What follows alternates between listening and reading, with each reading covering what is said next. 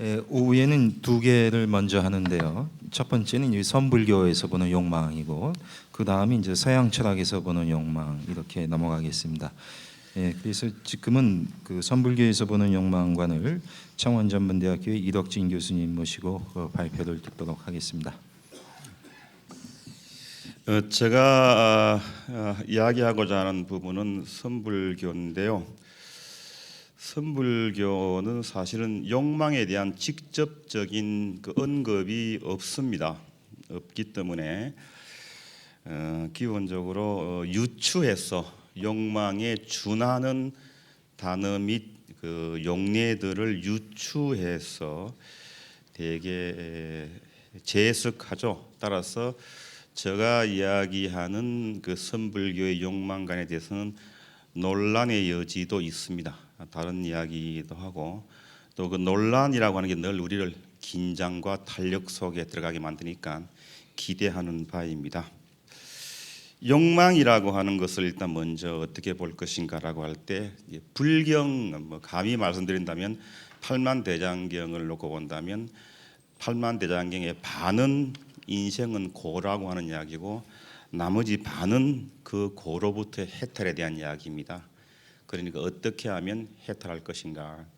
따라서 사실은 어느 쪽에 초점을 두고 불교를 보느냐 하는 것이 달라지겠지만 아마 전향적으로 해석을 한다면 전자보다는 후자, 고로부터의 해탈에 더 초점을 두어야 되겠지 않겠나라는 생각을 합니다.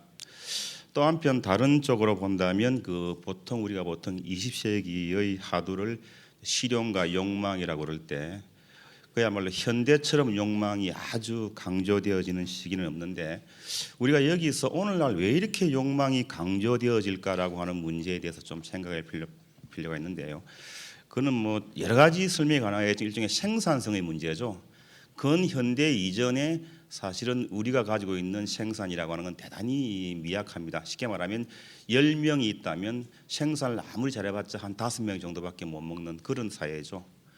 그리고 근현대 이후에 특히 자본주의의 힘이 큽니다만은 되게 생산성이 굉장히 커졌죠. 그래서 10명이 있으면 한 15명에서 20명 먹을 정도의 어떤 생산성을 가지게 됩니다. 따라서 근현대 이전 전통 사회에서는 기본적으로 선이라고 하는 것은 어떻게 하면 5개의 생산을 가지고 10명이 먹을 것인가 하는 그런 문제죠. 따라서 당연히 선은 욕망을 억제하는 것이 됩니다. 금욕이 선이 되는 것이고 그 다음에 근현대 이후에는 어떻게 하면 대개 10명에게 20개를 먹일 것인가 하는 이야기죠. 따라서 광고가 됐든 홍보가 됐든 계속 우리에게 뭡니까? 욕망을 하고 소비를 하라라고 해서 소비는 악덕이 아니라 뭐죠?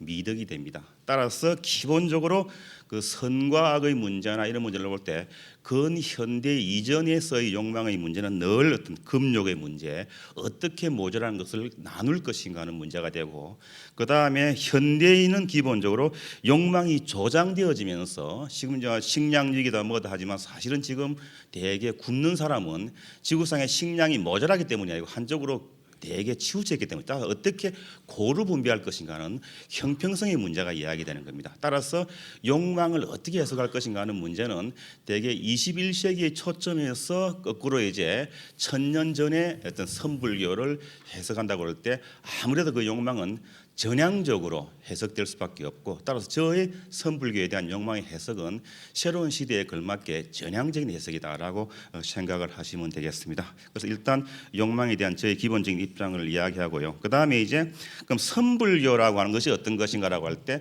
선불교는 사실은 중국 역사상 가장 혁명적인 불교입니다. 쉽게 말하면 선불교는 중국에 그때까지 들어왔던 모든 불교 교학 사상의 총집대성입니다. 예를 들어서 선불교에는 원래 인도에 있었던 선종이 아니고 선입니다.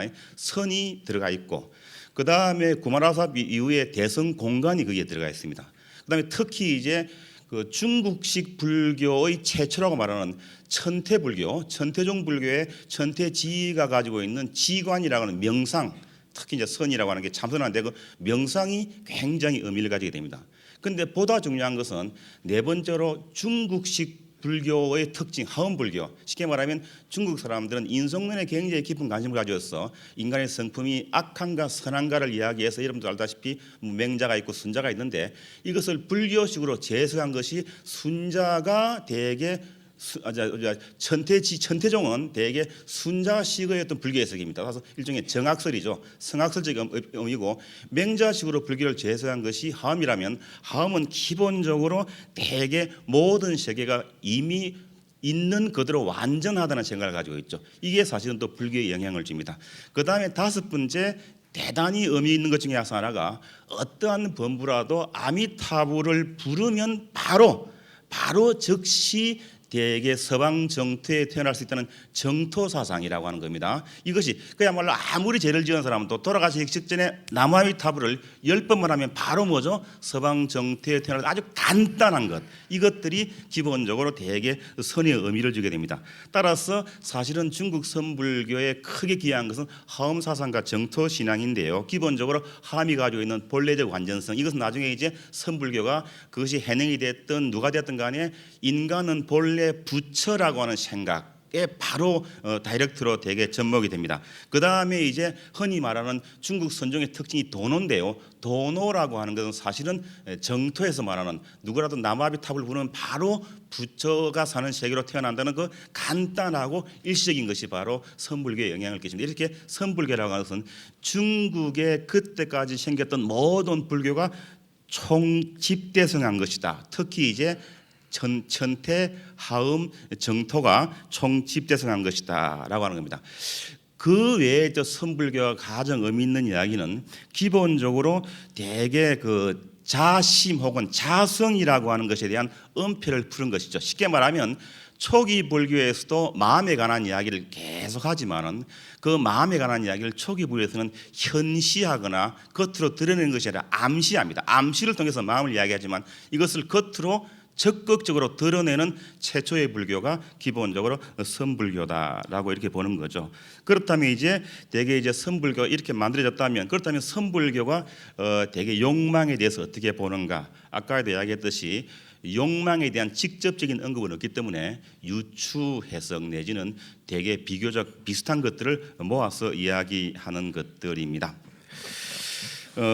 선불교를 대표하는 분들이 많이 있지만 대개 중국 선종사에서는 크게 빅4를 꼽습니다. 그 첫째가 이제 해능이고, 두 번째가 마조고, 세 번째가 임조고, 네 번째가 대해선사입니다. 한국 사람들은 들어있지 않는데요. 대개 있는데 이 네 분이 가지고 있는 중국 선종사의 위치라고 하는 건 대단하죠.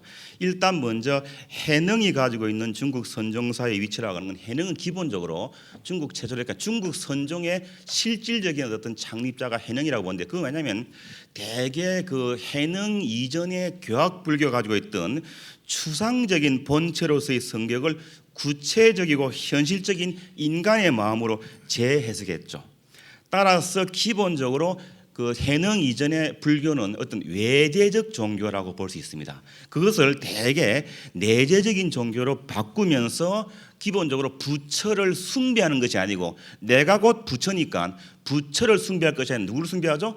나를 숭배한다는 부처에 대한 숭배를 자심에 대한 숭배로 바꿨다는 점에서 해능이 가지고 있는 중국 선종사상사의 위대한 특징이 있습니다. 어쨌든 따라서 기본적으로 뭐냐면 인간과 부처가 따로 있는 것이 아니고, 중생이 깨달으면 부처가 되고, 부처가 미혹하면 바로 뭡니까? 중생이 되는 것이고, 되게 부처와 중생의 차이는 그러면 한순간 뭘로 깨닫는가 깨닫지 않는가의 차이에 있는 겁니다.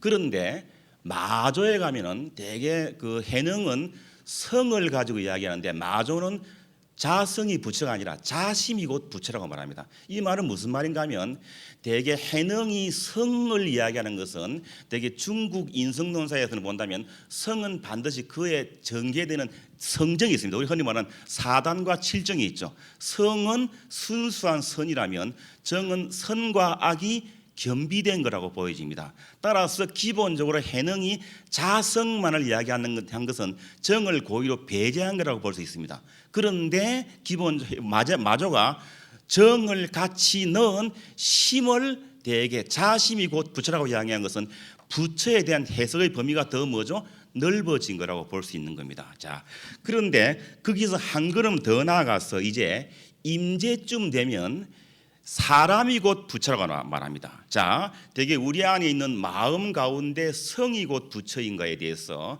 좀 더 넓혀서 성과 정을 포함한 심이 부처가 되고, 이제 더 넓혀서 머리끝부터 발끝까지 인간 전체가 부처가 되는 주인공화라고 하는 부처가 되는, 그야말로 임재에 오면은 그야말로 이것은 다른 말로 하면 기본적으로 모든 것이 바로 사람으로 되죠. 따라서 기본적으로 지금 여기서 살아 움직이는 사람 그 자체가 바로 뭡니까? 부처가 되는 겁니다. 따라서 임재가 한 그 유명한 말, 부처를 만나면 부처를 죽이고 조사를 만나면 조사를 죽이라는 말은, 부처를 죽이고 조사를 죽이라는 이야기가 아니고 네가 바로 부처니까, 너밖에 있는 다른 부처나 너밖에 있는 다른 조사한테 기대지 말라, 네가 바로 걸어다니는 부처다라고 하는 이런 이야기죠. 그 다음에 왜 빅4에서 대가 들어가는가 하면, 대가 들어가는 이유는 기본적으로 중국 조사선이 가지고 있는 특징 가운데 하나가 기본적으로 본체로의 해기가 있습니다. 쉽게 말하면 아까 초기 불교 이야기하면, 초기 불교에서 대개 부처가 그토록 빠져나오고 싶어 했던 것이 브라만적인 범아 일려적인 것으로부터 탈피고, 그것이 대개 그야말로 오온이고 무자성이고 공이고 연기잖아요, 그죠? 그런데 중국 불교로 가면서 알게 모르게 본체, 쉽게 말하면 실체와 연관되지는, 서양식으로 말하면 서양적 의미, 신적인 의미와 되게 연관되어지는 것들이 중국 불교사에서 종종, 주류는 아니지만 그야말로 무시할 수 없게 종종 드러나고, 그것은 선종사에서는 시각이 아니라 본각이라는 말로 종종 표현되게 됩니다. 본각을 이야기하시는 분들이 다 그렇다는 것이 아니고 종종 표현되어집니다. 그래서 대쯤 오면 이것이 아주 심각할 정도로 진행되기 때문에 대는 다시 중국선이, 다시 말해서 해능으로부터 마조, 임재로 이은 중국선이 가지고 있는 본래적 건강성, 인간성의 정신이라든지 이런 거는 살리면서 혹시 이것이 옆으로 빠진 부처가 그토록 빠져나오기를 기원했던 쪽으로 다시 돌아간 듯이 여겨지는 것들을 털어내는 작업을 하게 되고, 그 털어내는 작업을 간하라고 하는, 혹시 말하는 하두선이라고 하는 말로서 하게 되는 겁니다. 따라서 일종의 대간하선은 일종의 방법론적인 의미라고 보여지고, 그래서 기본적으로 대개 해능, 마조, 임재, 대를 통틀어서 이분들이 이야기한 건 결국 뭐냐? 성에서 심으로, 심에서 인으로, 다시 말하면 인간성의 회복이라고 하는 것이 그들이 꿈꾸었던 세상이다라고 하는 거죠. 따라서 기본적으로 인간이 바로 부처고, 이것은 좀 더 확장해서 해석한다면 대개 욕망을 가진 주인공인 인간이 영위하는 우리의 삶 그 자체가 부처의 삶이고, 욕망이 적나라하게 드러나는 우리가 사는 세간 그 자체가 불국토라는 의미. 이건 좀 적극적인 어떤 설명 방식인데요. 물론 이 욕망에 대해서는 이야기를 하겠습니다. 어쨌든 중요한 것은 나와 여러분이 살아가는 이 땅, 이 바로 불국토고, 나와 여러분이 바로 뭐죠? 부처라고 하는 겁니다. 이것은 상당히 선언적이고 당위적인 의미이기 때문에 이것은 되게 우리를 굉장히 좋게 보아서 그런 것이지, 바로 여러분이 부처라는 이야기는 또 아닙니다. 자, 따라서 기본적으로 되게 이제 중국 선종사가 가지고 있는 중요한 특징은 일체일문, 조사를 만나면 조사를 죽이고 부처를 만나면 부처를 죽입니다. 일체의 종교적 위험을 걷어치우고, 그 다음에 불교 속에 부처 이후에 부파불교 이후부터 중국의 대성불교까지 살며시 알게 모르게 잠식, 끊임없이 1000년 이상의 세월 동안 잠식되어 왔던 거짓된 희망들, 쉽게 말하면 우리 흔히 말하는 타력 불교가 가지고 있는 거짓된 희망, 그 다음에 신비로 위장된 욕망들입니다. 되게 그런 것들 많습니다. 추상화된 현실 도피, 교학의 그 번잡한 교리, 아주 번잡한 교리, 추상화된 현실 도피, 그런 걸 말끔히 씻어내버리고 생생하게 살아있는 현실의 개별 주체가 바로 부처고 바로 주인공이다라는 결론에까지 이르게 되는 겁니다. 네. 그 다음에 또 이제 선이 가지고 있는 특징 가운데 하나가 유기체적 전체인데요. 선은 기본적으로 인간 중심주의입니다. 선은 기본적으로 인간 중심주의인데 여기서 중요한 건 뭐냐면 불교의 대전제가 연기론이라는 것이죠. 따라서 선의 인간 중심주의는 서양에서 말하는 인간 중심주의하고는 다릅니다. 선의 인간 중심주의는 대개 연기체적 전 우주 안에서의 인간 중심이기 때문에 여기서 말하는 인간 중심주의는 나와 너가 뭐죠? 더불어서는 아까 한장 교수님 말대로 동체 뭐죠? 대비하는 의미에서 어떤 인간 중심이고 그것이 되게 유기체로 설명이 될 수 있습니다. 되게 유기체적인 것은 굉장히 중요한 이야기긴 하지만 되게 여기서 끝내고요. 따라서 이제 그렇다면 기본적으로 인간의 욕망에 대한 선불교의 입장을 기본적으로 좀 보겠습니다. 첫째 이제 저는 한 세 가지 정도로 되게 인간의 욕망에 대한 선불교의 입장을 이야기하는데 첫째 인식의 대전해입니다. 인식의 대전해. 이게 뭐냐? 대개 이제 해능 이전에 흔히 말하는 대개 그 육조 이전에 어떤 많은 어떤 선사들이 가지고 있는 기본적인 오류를 해능이나 마조는 뭐라고 보는가 하면 대개 어떻게 본다면 수행의 과정을 통하여 도를 얻고자 하는 것이 잘못됐다는 겁니다. 이게 중국 남종선에서 가지고 있는 기왕의 선에 대한 비판입니다. 도는 부처는 수행을 통해서 얻는 게 아니라는 겁니다. 그럼 뭐냐? 선이라고 하는 것은 도를 만들어가는 거고 학선, 돈을 공부하는 것이 아니고 중생의 전도된 견해를 교정하는 겁니다. 따라서 부처가 된다는 것은 닦아서 자신의 불완전함을 완전하게 만들어가는 일이 아니고 자기가 본래 부처라고 하는 건 뭡니까? 도노하는 거죠. 그러니까 쉽게 말하면 내가 집이 있는데 얘라고 하는 게 상당히 좀 조심해야 됩니다. 집이 있는데 내가 집 밖을 나와서 헤매고 다녀요. 난 집이 없는 줄 알았는데 그래서 해능 이전의 선은 열심히 공부하고 열심히 일해가지고 집을 살려고 하는 거고 해능 이후에 중국의 남종 도노선은 가만 생각해보니까 내가 뭐가 있습니까? 집이 있어. 따라서 나는 뭐 하면 됩니까? 집으로 뭐 하면 됩니까? 가면 돼. 그렇죠? 따라서 인식의 대전해라고 하는 게 뭐냐면 부처가 된다는 것은 공부를 통해서 얻어지는 것이 아니고 나의 뭐죠? 착각을 뭡니까? 고치는 거죠. 그걸 뭐죠? 도노라고 하는 도노. 따라서 누구나 전도된 견해를 교정하기만 뭐죠? 몰로 깨치죠. 따라서 몰로 깨친다라고 하는 말을 통해서 누구나 전도된 견해를 교정하면 이건 뭡니까? 자력에 대한 깨달음. 누구나 다 부처가 될 수 있습니다. 그 다음에 바로 그 순간에 뭐죠? 말이 떨어지는 순간에 바로 깨닫죠. 이게 뭡니까? 되게 간단하고도 일시적인 깨달음이죠. 따라서 대개 중국 선의 특징을 뭐죠? 도노선이다. 우리가 이렇게 이야기하는 겁니다. 어쨌든 기본적으로 이런 것들이 대개 이제 인식의 대전해라고 하는 겁니다.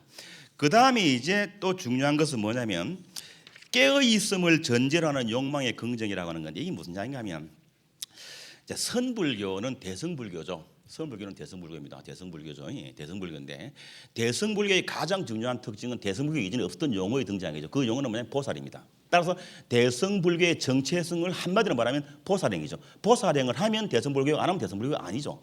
자, 그런데 이 선불교는 종종 보살행에 충실하지 못한 경우가 생깁니다. 왜냐하면 부처가 되기 위해서 뭐합니까? 공부하죠.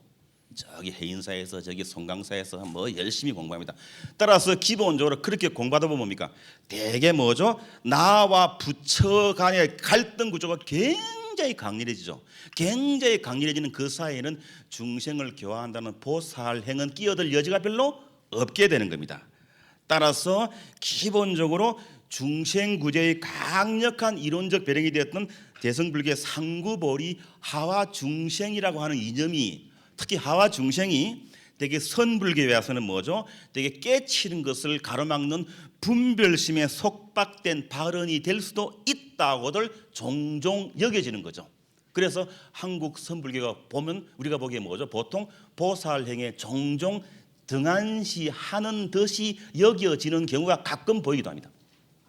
그런데 그렇게 생각하신다면 그건 좀 잘못된 거죠. 왜냐하면 기본적으로 만일 선불교가 대성불교의 범주를 벗어나서 독립되고 새로 그야말로 자기가 독립된 어떤 불교라고 한다면 그것은 선불교의 명패를 뜯어고쳐야 됩니다. 새로 뭐죠? 하나 새로 독립을 해야 돼. 새로 창업을 해야 돼. 그런데 대성불교의 범주 안에 속하 있는 한 보살행을 빼면 대성불교가 아니죠.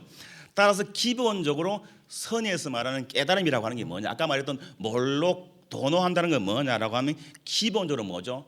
공성이라고 하는 거, 연기 무자성 공이라고 하는 것을 정덕한 지혜입니다. 되게 불교에서 말하는 반야지라고 하는 것은 공성을 정덕합니다. 연기 무자성 공성을 정덕한 거고, 그 다음에 그것과 반드시 연계되는 게 뭐죠? 중생에 대한 보살행이 뭐죠? 자비죠. 따라서 깨달음이라고 하는 것, 깨침이라고 하는 것은 반드시 깨어있음을 수반해야 됩니다.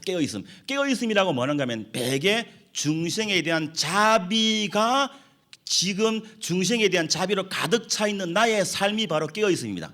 따라서 깨침 혹은 깨달음이 깨어있음, 다른 말로 하면 중생에 대한 자비가 수반되지 않은 깨달음이란 그것은 가짜죠. 그것은 짝퉁입니다. 자, 그런데 그러면 이 깨달음이라고 하는 게 뭡니까? 깨달음은 반드시 삶을 전제라고 있고, 삶이란 생명체의 구체적 체험의 창이죠. 따라서 깨어있음은 일상적 삶을 떠나서 존재하는 것이 아닙니다. 따라서 제가 하는 이야기는, 제가 선사가 아니기 때문에 선사들의 선오록을 굉장히 한 30년 이상 되게 연구해 본 결과가 나온 거냐면, 결국 깨어있음이라고 하는 게 뭐냐면 일상적 삶의 경이로운 재발견에 대한 이야기를 많이 하십니다. 대개 선사들이 뭐가 깨어있다 일상적 삶의 경이로운 재발견이고, 두 번째 그 재발견의 끊임없는 확장입니다. 그 재발견의 끊임없는 확장, 되게 이런 것들을 되게 이야기합니다. 이제 그렇게 본다면 되게 기본적으로 되게 깨어 있음을 전제로 한 욕망의 긍정이라고 하는 건데, 기본적으로 이거는 다른 말로 하면 결국 선사들이 되게 선어록 등을 통해서 깨어 있다, 깨닫는다라고 하는 게 주로 무엇인가라고 하면은 욕망을 가진 주인공인 인간이 영위한 우리의 삶 그 자체가 부처의 삶이며, 욕망이 적나라하게 드러나는 우리가 사는 세간 그 자체가 불국토죠. 따라서 선은 감히 이야기합니다만 욕망 없는 인생을 궁극적인 세계로 추구하지 않죠. 오히려 이건 지향이 아니라 지향되어야 할 마땅한 대상으로 여기죠. 따라서 선사의 눈에는 우리의 삶, 생명의 약동인 생의의 활발함은 오히려 건장해야 할 상이지 절멸시켜야 할 대상은 아니다. 따라서 일단 먼저 선불교는 욕망을 긍정한다라고 전향적으로 해석할 수 있습니다. 그렇다면 욕망이 무한정 긍정이 되는가라고 할 때 이제 대답은 가히 이제 그렇게 볼 수는 없죠. 중요한 것은 대개 우리의 삶이 영기적 삶이기 때문에 반드시 그 욕망은 뭐죠? 대성적 자비나 이타형으로 뭐죠? 진행되어야 마땅한 것이지, 나 자신의 에고적인 욕망은 기본적으로 뭡니까? 대개 나와 남을 해롭게 할 뿐이기 때문에 그것은 절멸되어야 할 것이죠. 자, 따라서 일단 그래서 불교의 경우에는 욕망의 질적 전환을 강조합니다. 따라서 기본적으로 되게 욕망을 좀 다스리는데, 여기서 가장 명심할 것 중에 하나가 이제 여러분과 내가 가져야 될 것은 기본적으로 욕망을 긍정할 때 욕망 속에 있으면서 욕망에 물들지 아니한다면 나와 여러분은 뭡니까? 되게 깨친 사람이 욕망이죠. 다시 말해서 욕망의 주인공이 되는 겁니다. 욕망의 주인공이 흔히 말하는 수처작주다. 그 어느 곳에 처해 있으나 네가 바로 뭐죠?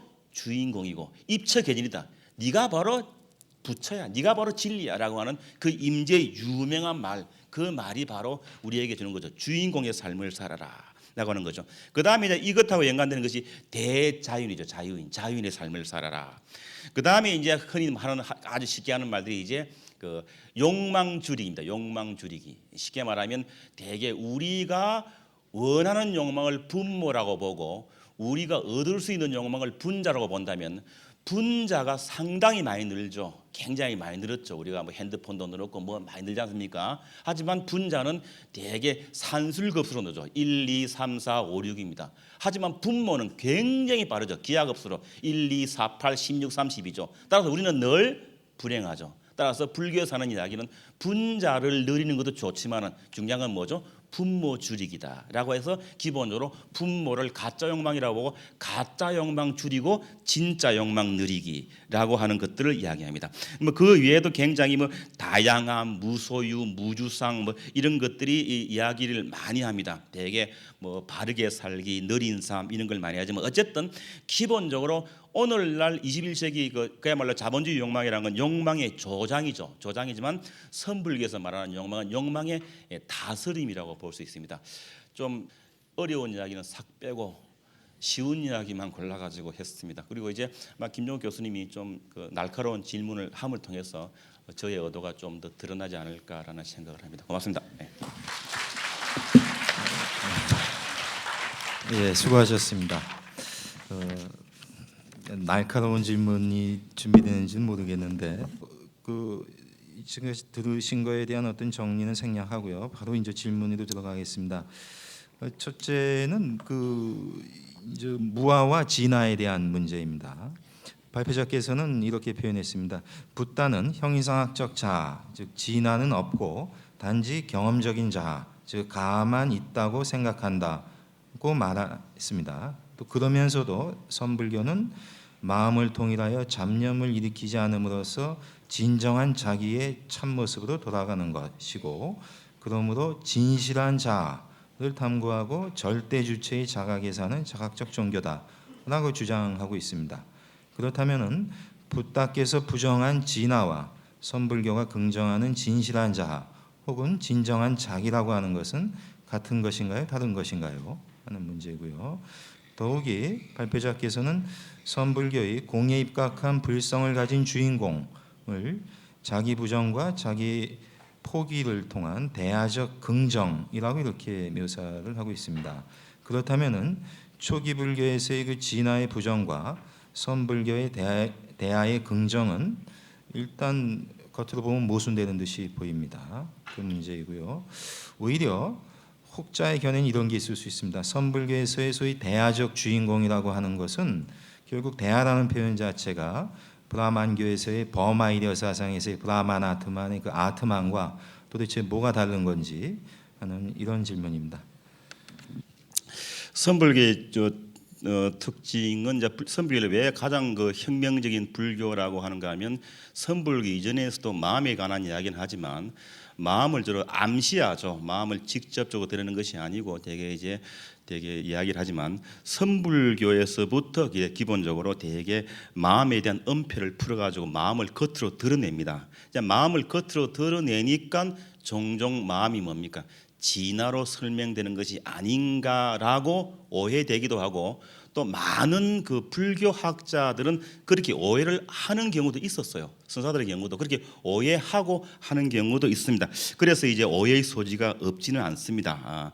그런데 이제 중요한 것은 초기 불교에도 자심의 가치를 부정하지는 않습니다. 자심은 인정하죠. 그것이 되게 이제 가하니까 그렇지. 따라서 심을 전에는 그 지면 밑으로 숨겨놓은 것을 대개 선불교에서는 끄집어 올렸죠. 끄집어 올린 다음에 선불교에서는 혹시라도 이놈을 초기 불교에서 비판했던 진화와 연계되어 생각할까 봐 끊임없이 선사들이 뭐라면 이것은 실체가 없는 것이라고 계속 이야기를 합니다. 따라서 알을 끄집어 내었지만 그 실체가 없다고 이야기하기 때문에 초기 불교의 견해와 상충되지 않습니다. 초기 불교의 견해와 상충된다면 선불교는 간판을 따로 달아야 되죠. 상충되지 않습니다. 저희 답은 여기서 끝입니다. 예. 두 번째 질문은 이제 아마 다들 이런 질문들은 궁금한 점이 있었을 겁니다. 뭐냐면 소위 그 선식의 무예행과 막행막식이 도대체 무슨 차이가 있느냐 하는 건데, 발표자께서는 선의 도노는 번뇌를 없애는 것이 아니라 번뇌 속에 있으면서 번뇌에 물들지 아니하는 것이고, 욕망을 제거하는 것이 아니라 욕망 속에 있으면서 욕망에 함몰되지 아니하는 것이라고 그렇게 했습니다. 그런데 욕망 속에 있으면서 욕망에 물들지 않는다는 것은 주체의 측면에서는 욕망에 매이지 않음으로 읽을 수도 있습니다. 이렇게 읽으면은 주인공의 자유로움으로 이해될 수도 있고, 이게 아마 이제 발표자께서 강조하는 쪽이 되겠죠. 하지만은 대경, 그러니까 대상 경계 측면에서 보면은 욕망을 놓아둠이라고도 읽을 수 있습니다. 그러니까 초점이 욕망 쪽에 맺힌 거죠. 그래서 욕망을 놓아둠으로 읽으면은 욕망을 마음대로 풀어놓기 또는 욕망의 무책임한 발산으로 해석될 여지도 얼마든지 있습니다. 그렇다면은 욕망에 매이지 않는 욕망의 자유로운 사용, 해용이라고 이제 발표자가 강조합니다. 이게 이제 선식의 무해행위라고 볼 수 있는데 이것과 막행막식 사이의 경계선이 너무 모호한 것이 아닌가 하는 겁니다. 예, 대답하겠습니다. 답은 모호할 수도 있다입니다. 부연 설명을 하겠습니다. 기본적으로 대개 예부터 먼저 들겠습니다. 근현대 불교의 예를 든다면 만해, 동산 그리고 이제 경허 이렇게 예를 들었는데 만해 한용호 선생님 같은 경우는 이제 기본적으로 대처 식육을 되게 주장을 하고 특히 실제로 본인도 대처를 했습니다. 그렇죠. 그런데 되게 용성 같은 경우에 되게 1927년 건백서 제출해 가지고 절대로 대처 식육은 안 된다. 이런 이야기를 한 적이 있고요. 그다음에 이제 동산 같은 경우에는 되게 법무사 스님, 동산 해일 스님 그 유명한 스님 말씀하십니다. 그분의 경우에는 기본적으로 되게 계행이라고 하는 것은 깨달음과 바로 간다. 따라서 제대로 된 의미의 선 사람은 반드시 계율을 열심히 지켜야 한다. 이렇게 봅니다. 반면에 그분보다 조금 앞서 있었던 대개 근현대의 가장 중요한 선사였던 그 경허 스님 같은 경우에는 기본적으로 막 욕망을 감춘 적이 없습니다.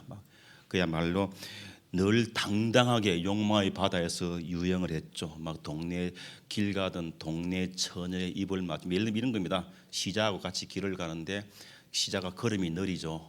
그러면은 내가 늘 빨리 내가 축지법을 가르쳐 줄까? 예. 그러니까 뛰어가서 먼저 길 가던 동네 처녀 입을 쭉 맞춥니다.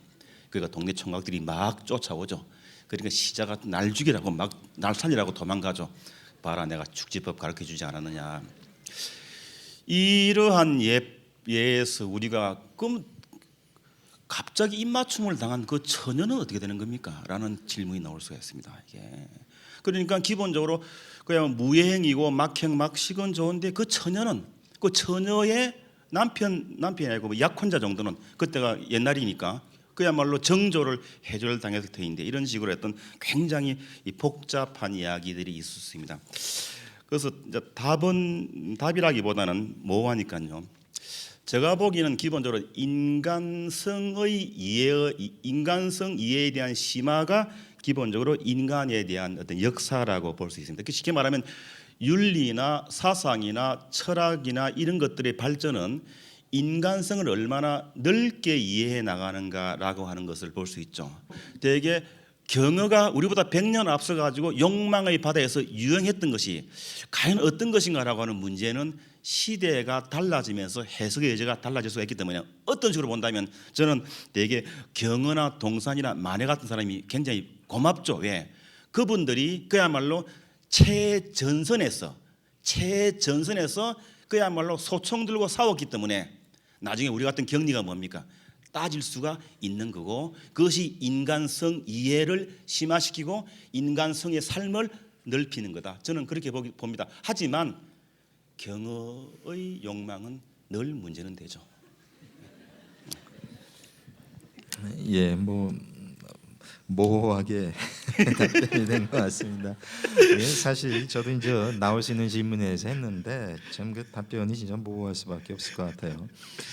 그거는 당사자가 직접 얘기할 수밖에 없을 것 같습니다. 그게 제일 확실한 얘기고. 자, 세 번째 질문하겠습니다. 발표자께서는 선에서 깨어 있음은 언제 어디서나 자유자재함을 함의하기 때문에 욕망의 손님이 되기보다는 욕망의 주인이 되어 욕망을 다스린다고 말했습니다.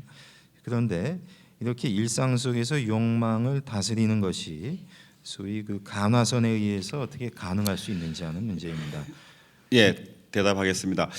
그 간화선이라고 하는 것 자체가 사실은 이 세상을 떠나서 불법을 구하려고 하는 그 당대의 흔히 말하는 이제 대해의 입장에서 만든 묵조선으로 대표되어지는 어쨌든 그 본각 쪽에 치중하고 세상을 벗어나서 뭐 심산 유곡 같은 데서 고요히 앉아서 공부하려고 하는 그런 사람들에 대한 비판으로 등장한 것이 가나선이기 때문에 기본적으로 가나선 자체가 세상이 시끄러운 세간이 바로 뭐죠? 공부할 곳이다라고 하는 데서 등장했죠.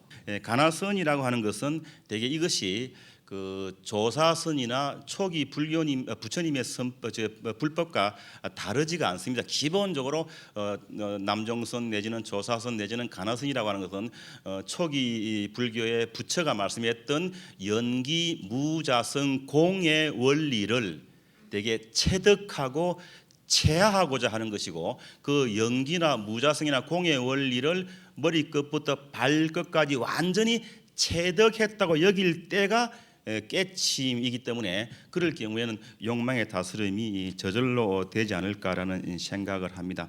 따라서 기본적으로 뭐 그런 이야기를 많이 하죠. 대개 선사는 종일토록 밥을 먹어도 한 톨의 밥알도 씻지 않고 종일토록 걷지만 한 조각의 땅도 밟지 않는다. 그러면 깨달은 게 뭡니까? 밥 먹고 똥 사는 것이다. 이런 식으로 이야기를 많이 하잖아요. 그죠? 그런 식으로 되게 일상사 속에 있으면서도 일상사 속에 함몰되지 않는 삶을 사는 것, 그것이 어떤 선사의 삶이 아닌가라는 생각이 듭니다. 예, 네 번째 질문은 그 발표자께서는 깨어 있음은 진짜 욕망 누리기와 가짜 욕망 줄이기이다.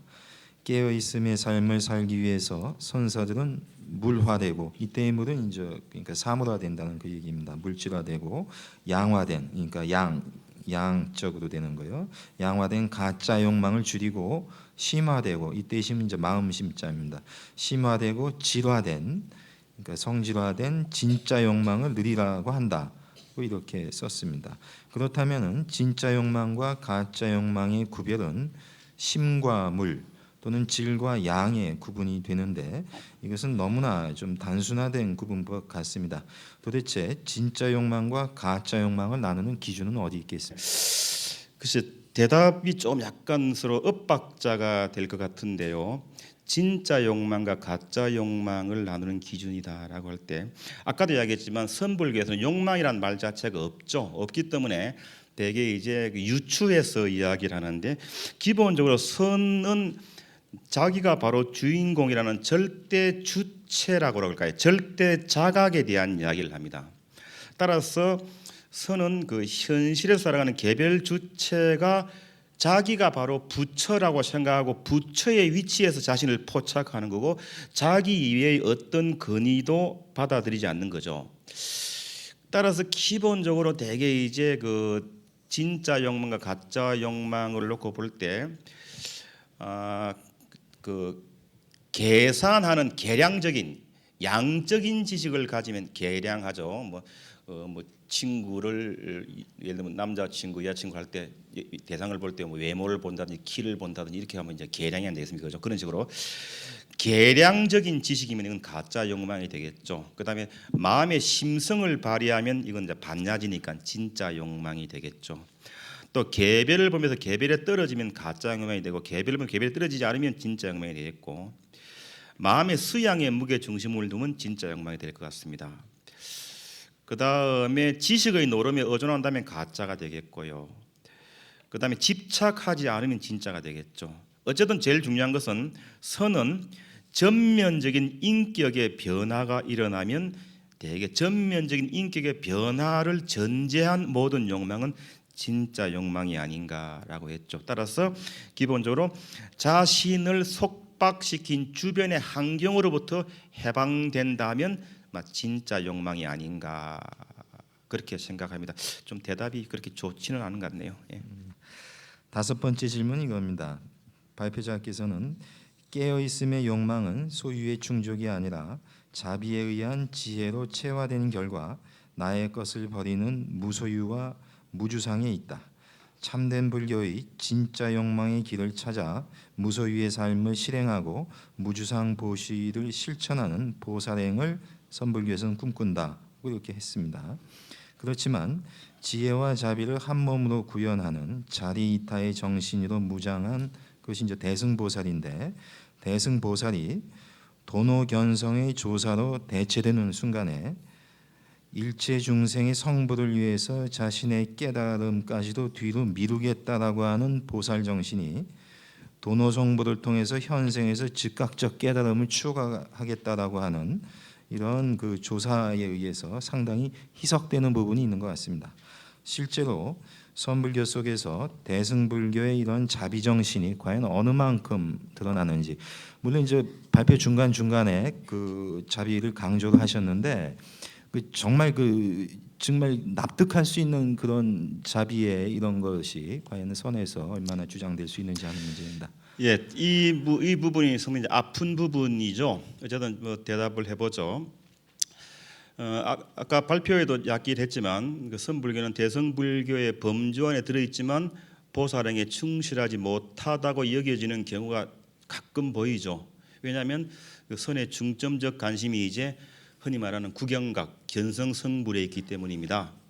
따라서 기본적으로 대개 이제 그 구경각, 견성성불하기 위해서 다른 말로 하면 부처와 나라거나 내가 꼭 현생의 부처가 되고 말까라는 대결 구도가 너무 강조되다 보니까 보살은 대개 부처와 중생 사이에 있는 어떤 매개자인데 그 보살이 매개 기능을 상실하게 되고 보살이 뭐죠? 중생의 영역으로 편입을 됩니다.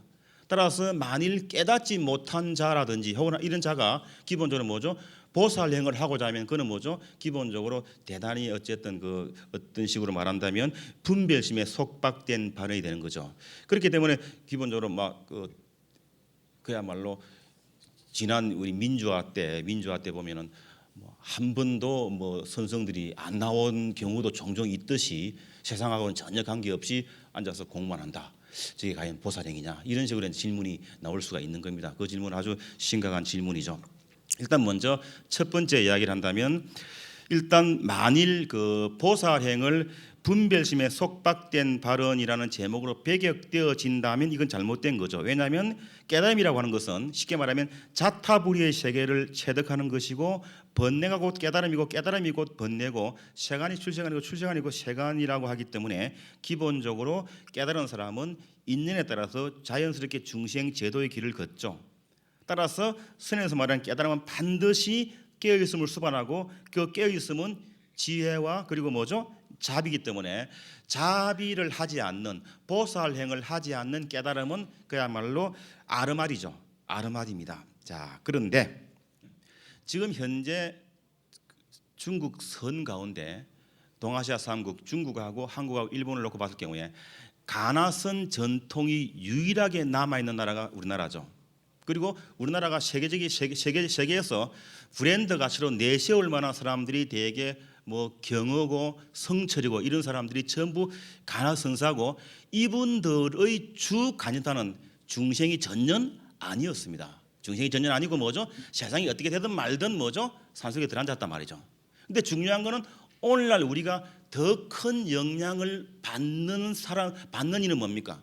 대개 성철 스님이 백년암에 들어앉아 있을 때 밖에 나와서 대외 활동을 했던 그 선사들보다는 오히려 뭐죠? 성철로부터 더 많은 뭐죠? 영향을 받는다라고 본다면 보살행을 꼭 서울역 앞에서 국을 떠주고 밥을 퍼주는 협의의 행위로 보살행을 볼 것인가라고 하는 점은 또 다른 점입니다. 따라서 보살행위라고 하는 것이 시중에 나와서 저작거리에 나와서 할 수 있는 것도 보살행위지만 산중에 앉아서 할 수 있는 게 보살행위라고 본다면 보살행의 범위가 상당히 넓어지고 그렇게 본다면 대개 산속에 있는 스님들을 그야말로 이상한 눈으로 볼 필요도 없고 오히려 뭐죠? 더 뭐죠? 몇백 명의 스님들은 우리가 뭡니까? 공양에다 바치면서 뭐죠? 오히려 더 키워야 될 대상이 아닌가라는 생각이 듭니다. 질문자께서 이제 소속을 밝히셨습니다. 경희대 철학과의 허우성 교수님께서 두 가지 질문을 했습니다. 첫 번째는 선에서 계를 그러니까 계행입니다. 계를 선에서 계는 어떤 역할을 합니까? 욕망의 주인공은 계를 어겨도 됩니까? 하는 얘기인데 요거는 제 생각에 뭐 발표자께서 얘기하셔도 좋지만 제가 했던 두 번째 질문과 어느 정도 이제 겹친다고 볼 수 있고요. 또 하나의 질문은 이겁니다. 욕망의 문제를 다룸에 있어서 불교 경전에 대한 전향적인 해석과 왜곡은 어떻게 구분됩니까? 하는 건데 욕망의 긍정성을 어느 정도 강조하고자 하는 경향과 이때 왜곡은 실제 경전을 보면 거의 대다수는 99%는 욕망을 부정시하는 식으로 나가는데 그런 원래의 경전 사례와 너무 그렇게 다른 의도에서 가는 거 아니냐 하는 질문 같습니다. 예, 답변을 해주시죠. 그 참 묘한데요. 저는 거꾸로 허우성 교수님한테 거꾸로 묻고 싶은 것 중에 하나가 초기 불교 경전 가운데 상당 부분이 욕망을 부정하는 듯 이야기한 것은 사실은 대개 그 우리가 어머니가 아이들에 대해서 이야기할 때도 꾸지람을 많이 하는 것은 칭찬을 안 하는 거하고는 다른 거죠. 칭찬은 할 필요가 없으니까 안 하는 것이 꾸지람을 하는 거와 마찬가지로 욕망의 긍정은 당연히들 다들 잘하니까 안 하는 것이고 부정은 해야 된다고 해서 본다면 초기 경전에 나와 있는 욕망의 부정에 대한 퍼센테이지에 우리가 너무 강하게 여기에 9대1 정도로 되어 있는데 왜 발표하는 사람은 거의 뭐 1대1 정도로 이야기하느냐라고 이야기하는 것도 또 하나의 제가 보기에는 선입견이 될 수도 있다고 봅니다. 하지만 그런 점을 염두에 둔다 하더라도 오늘 발표자들이 욕망을 좀 지나치게 전향적으로 해석하는 건 사실인 것 같네요. 제가 그러면은 요 한마디만 나온 김에 언젠가 말씀드리려고 했는데 제가 이제 주최 측 입장에서 의도적으로 긍정적 부분을 강조하는 거 아닌가 하는 건데 실제로 그런 의도가 있었습니다. 왜냐하면요. 그 현대 철학의 경향을 보시면 알겠지만 욕망이라고 하는 것이 상당히 적극적으로 화두가 되고 있습니다. 그 이유는 어떤 쾌락을 합리화하자는 뜻이 아니고 욕망은 뭔가를 원하면서 생산하는 역할을 한다는 거예요. 그러니까 불교식으로 보면 번뇌도 생산하지만은 깨달음도 생산하는 거 그것도 욕망이라고 볼 수 있습니다. 현대적으로 본다면은 게다가 현대에서 관심이 갖는 욕망은 그 욕망의 생산이 어떤 개인적인 성취의 문제가 아니라 사회의 구조까지도 생산하는 역할을 욕망이 한다고 보는 거예요. 그렇기 때문에 이 욕망을 생산 쪽에 관련시켜서 적극적으로 해석하는 경우가 분명히 있습니다. 그렇기 때문에 이왕이면은 그렇게 긍정과 부정을 같이 보는 이런 의도가 있었던 거지 뭐 일부러 왜곡할 만한 그런 의도는 없습니다. 예, 지금까지 선불기에 관한 발표 잘 들었습니다. 예, 감사합니다.